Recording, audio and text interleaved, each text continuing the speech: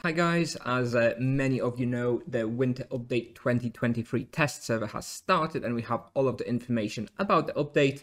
I've been playing quite a lot since it went live yesterday. I think I've discovered, well, or experienced vast majority of the new mechanics, hunting grounds, etc.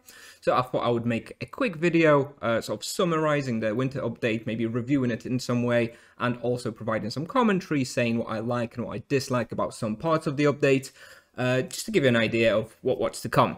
In general, I'm planning to make 2, maybe 3 videos. The first video, this one today, will be this general overview of the winter update. It's not going to be super in-depth into every mechanic, it's just sort of to give you a feel of what I think, what I would do differently, maybe, to Tipsoft. We're going to take a look at some of the Exaltation Forge changes. However, we will not cover the gem mechanics in detail because that stuff is complicated, and more about that in maybe video 3. We'll take a real quick look at the new items, the 20 Years a Cook quest, the Galpin and the City of Gold 2 quest, the World Bosses rework, Managed Container extension, and the Highland Cook changes. So those are basically all of the sort of non-hunting grounds changes that are coming in.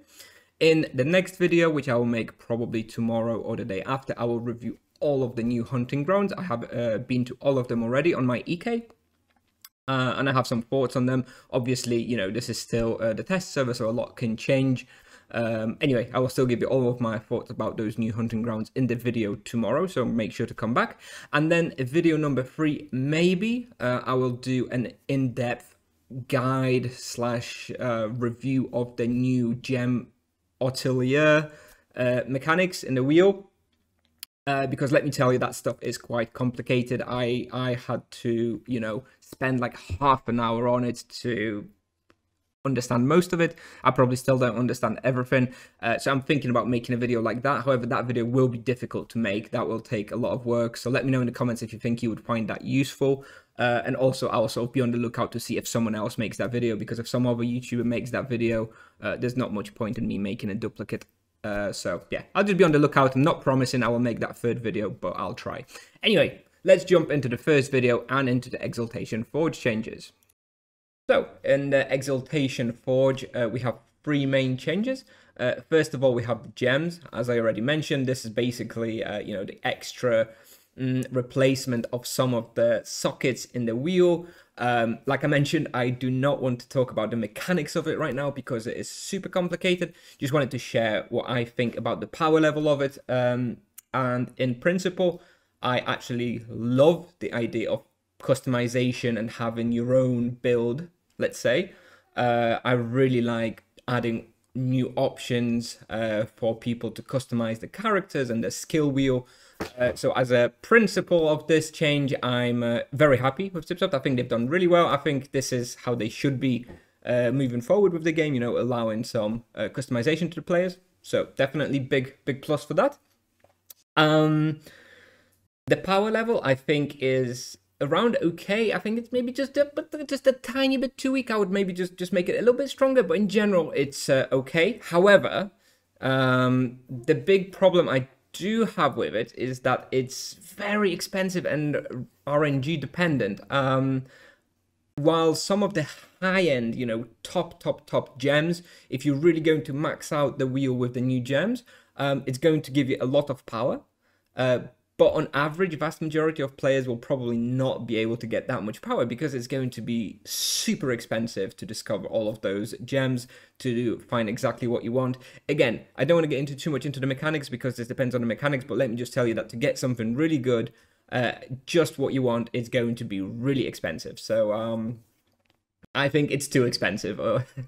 But otherwise, you know, love the idea. You know, definitely the good direction to go. So more of that, please. And well, let's see. Maybe they'll reduce their prices throughout the test server. Moving on, we have 2 new types of transfer slash fusion in the Forge. And basically, they allow you to fuse. Now the new one. Okay. The new transfer allows you to transfer a tier of an item without losing a tier. So basically, previously you would transfer T10 onto a T9, right? If you transferred an item, you would go from T10 to T9, for example. Obviously, no one has that high But now this new convergent transfer allows you to transfer without losing a tier. Now, obviously, it's massively expensive. It's much more expensive than the other way because you don't lose a tier. And the fusion allows you to fuse together two items of the same type, but it doesn't have to be the same item. So, for example, you can get like a T4 Cobra Axe and merged out with some Sanguine weapon, right, to get a T5 Sanguine weapon. And again, much more expensive than the regular fusion. So my thoughts on that in general are positive. There's just basically two extra options without taking back any of the existing options. Kind of removes the RNG of it as well. It's 100% guaranteed in both circumstances, which I like. I didn't like the randomness of the forge. But from what I've been looking at the numbers, they are very expensive. Both of those things are incredibly expensive, that I don't know that they're going to be used all that much. Obviously, if you're going to be, for example, wanting to transfer T8 or T9 item, you probably will be using this convergence, but it's very expensive, like ridiculously expensive. I don't know how many people will be doing this, really. We'll see. I didn't crunch the numbers. I didn't crunch the numbers to see whether it's going to be always better to use the convergence transfer or whether it's still going to be better doing the old way. In any case, I'm happy that they've added this. I think it's just, an extra way to look at the forge. It's starting to become a little bit complicated with a lot of different ways to make those tiers. Good luck to the calculators out there, of people who make those calculators to decide what's the best thing to do. Whether you should use the convergence or not convergence will definitely be some new functionality that needs to be added now. Anyway, in general, good idea. I'm happy with it. Not sure how popular it will be just because it's super expensive. Probably will still be popular because people avoid that RNG. Moving on, we have the tiered legs. So this, another quite a good change, I think. I'm generally quite happy with this. I think the tier that's been added, the forge upgrade that has been added to the legs is very fun. It allows you to change into avatar randomly while you're hunting. Very, very fun. Just 2 hours before recording this video, Tipsoft have buffed the rate of the legs, the rate at which you will be changing into the avatar. And originally my opinion of this was pretty bad with the initial rates because it was very, very low. It was basically worthless. However, they've bumped like tripled the rates now in this latest patch. And it's actually pretty good. I think it's pretty good. It's pretty fun.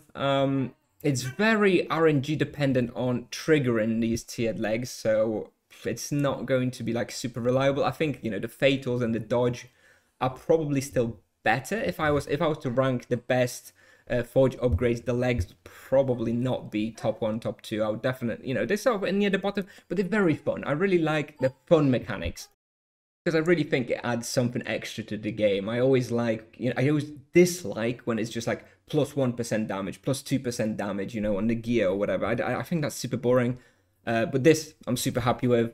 Definitely quite a fun change. Even if it's not going to be that strong or that worth necessarily, I think it's very fun, and I'm all for the fun.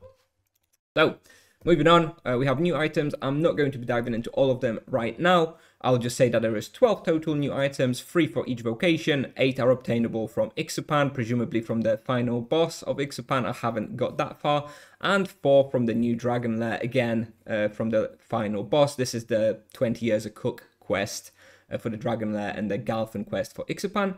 The items are somewhere in the sort of I think 250 level range. So, they will be somewhere between Eldritch items and maybe Ratmiral jungle items, or someone like Brainstiller, Timira, this sort of mid-range items. I expect most of them won't be that used that much given the stats that they have now, but I expect 1 or 2 will end up being best in slot in 1 or 2 respawns for a certain vocation, but they're going to be pretty niche overall, I think. And I think both of those hunting grounds are pretty difficult than the bosses. So I don't think it's level 200 teams will be going to these bosses to get these items to use them themselves.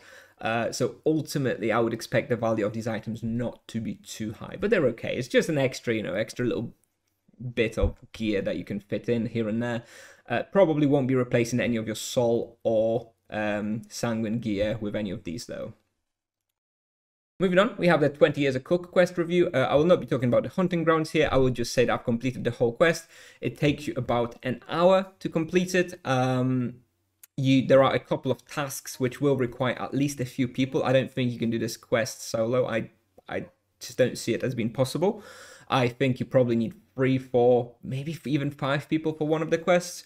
But the quest is not difficult per se. It's just, it's just a bit of fun, a bit of silly tasks, and I can definitely recommend the lore and the story of the task. If you're an RPG player, definitely highly recommend, read the messages, listen to the NPCs, because it's very funny. It's very unusual. It's non-Tipsoft like really to have a quest like this, and I really enjoyed it. Lots of references to the past, and yeah, definitely a good quest. I really enjoyed doing it. Not too long, not too difficult, very fun. Highly recommend it.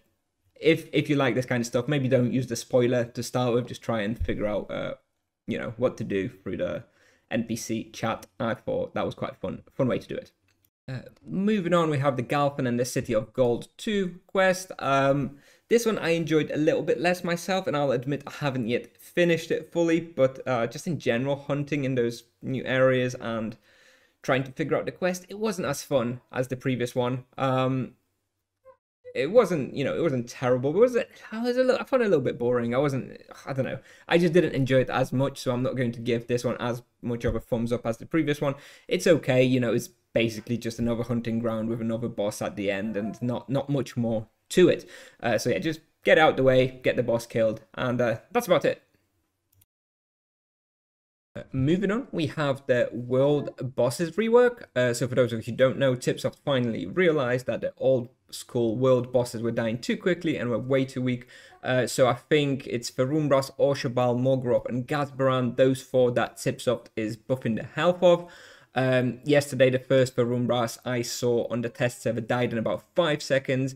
So the health improvement wasn't that great, but this morning Tipsoft have said that they've increased it even further by a factor of 5, I think. So at this stage, maybe you can expect those bosses to last about 30 seconds, which is quite interesting. First of all, it will definitely let you get the tag for the boss cherry on those. I mean, you have to be pretty bad to not get tagged in 30 seconds. But also it will mean there's quite some more interesting strats for trying to win the boss, right? When to using the cooldown potions, because the way this works is the resistance of the monster decreases, of the boss decreases with time. So you kind of want to save your most hitting abilities towards the end, but then you kind of, you need to time it well, because if everybody opens up with the avatar for the last 2 seconds, you might not even get a hit with the avatar, for example. So there's going to be a little bit more of strategy and tactics into those world bosses. I'm definitely looking forward to seeing a few of the first Ferumbrasses after the winter update to see what's going to happen. So in general, good change. I would like to see more of those reworks for some more of those old bosses, and I would probably like them to be a little bit stronger, because it's all good that they have lots of health now and resistances, but they're still pretty weak, right? They're not really a danger to anybody. Maybe some sort of mechanic change, upgrade, damage increase, something just to make them a little bit more fun. But in general, obviously a good change, so happy with that. Moving on, we have the managed container extensions. So this is basically just an extension of what they've done in the last update for the potions, where you can select where your stuff from the stash and from the loot and from the NPC goes, but now they've basically done it for every single different item type, for the armors, armament, boots, gold, whatever. It's not much to talk about. If you know how the potions worked since the previous update, then this is basically more of the same. Overall, a decent change. Not much to say about this one. It's kind of boring. Nothing major really. And finally, another small change. We have a change to the hireling cook. Previously, when you wanted to get some of the dishes, you would get a random one for 15,000 gold. There's 6 different options. So now basically you can instead just buy a specific one that you want for 90,000 gold. So it just kind of makes it easier to buy them, right? If you just want, for example, the magic level one for 1 hour, great. You just buy loads of that one. ultimately there's more than one that is generally useful. Those health and mana ones people usually like as well, which means that 3 out of 6 are generally usable, meaning that the average cost of one you wanted was somewhere around 30 to 45k, depending on how you look at it.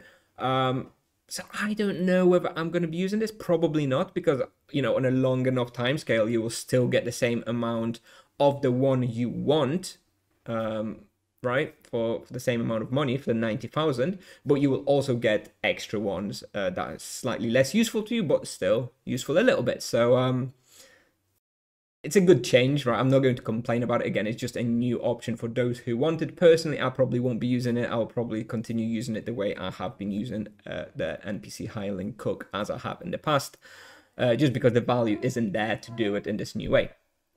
Anyway, that's actually everything I have for you in this video. So let me know in the comments what you think about the winter update. And tomorrow or the day after, I will be coming out with a new video to cover the hunting grounds specifically and what you can expect from those. So yeah, let me know what you think about the update. Thanks for watching. I'll see you in the next one. Bye bye.